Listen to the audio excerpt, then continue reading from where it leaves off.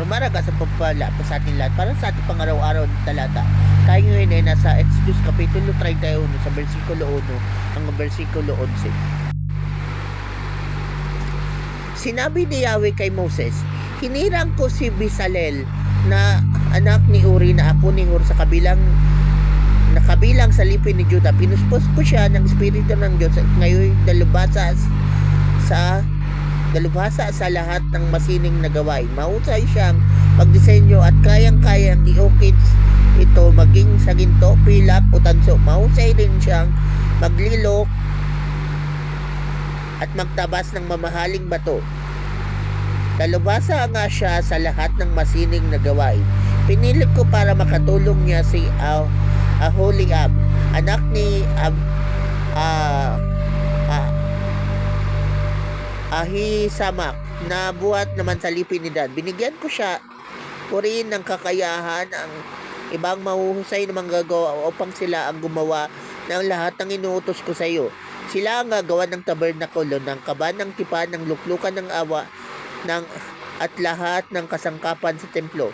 Sila rin ang gagawa ng misang patungan ng handog ng pagkain at ng lahat ng kagamitan nito.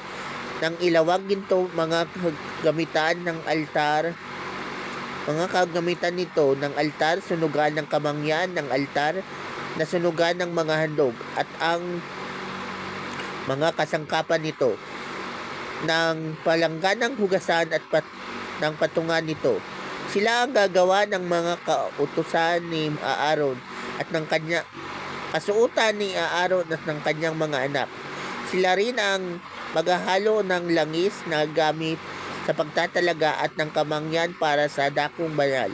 Sundin mong lahat ang sinasabi kong ito sa iyo.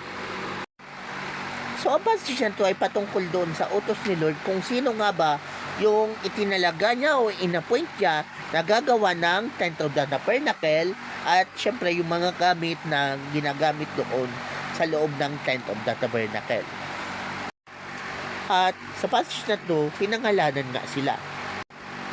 Pero para sa atin sa panahon natin ngayon, ano ba ibig sabihin ng passage na to? So noon, si Lord mismo nagbibigay at nagbubuhos ng kanyang wisdom, knowledge and wisdom. Tapos yung mga idea sa mga tao, kaya sila ay nagiging dalubhas sa mga bagay-bagay. So si Lord mismo nagbibigay ng mga strategy, ng mga kung saan sila, kumbaga kung alin ang porte nila. Si Lord mismo ang nag-a-appoint sila para magawa nila yung pinapagawa sa kanila ng Diyos.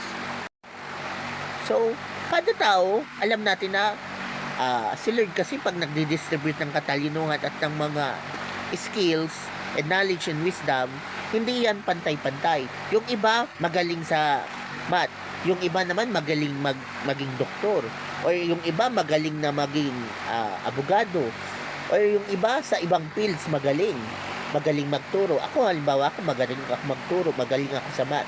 Pero yung iba magaling sa science at pwedeng maging scientist.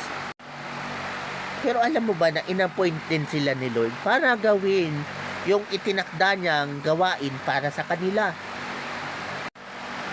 Kumbaga, kada isa sa atin may calling. So, iba ang calling ko, iba rin ang calling mo. So, dapat na wag mong i-compare ang iyong sarili sa iba. Kasi, yung pinapagawa sa kanila ni Lord, iba rin sa pinapagawa sa iyo. So, magkaiba yun. Kaya wag mong i-compare ang sarili mo sa iba. At, yes, inappoint ka niya para magawa yung kalooban niya at magawa mo yung calling mo. Pero huwag ka mag-alala kasi si Lord naman ang nagbibigay ng knowledge and wisdom para magawa mo yung pinapagawa sa'yo. Diba?